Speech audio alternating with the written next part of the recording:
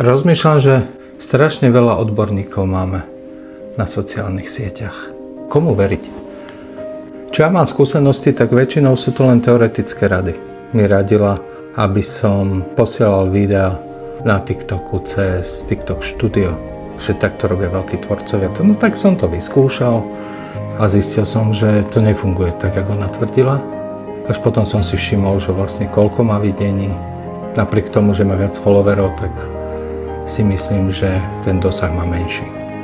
Ja vám ponúkam na svojom profile skúsenosti praktické hlavne z profilu Lubo Vibes. A ten profil existuje 10 mesiacov, si myslím, že dosiahol krásne čísla. A tento profil vlastne ešte nie je ani dvojmesačný, Lubo Kreator. Všetky tieto veci, čo som robil, tak sú praktické. Sú to reálne skúsenosti a všetky moje rady, ktoré aj na Lubo Kreator vám ponúkam, sú moje osobné skúsenosti. Kľudne ich môžete vyskúšať. Budem rád za každý feedback, ktorý napíšete do komentárov alebo aj napriamo, do priamej správy.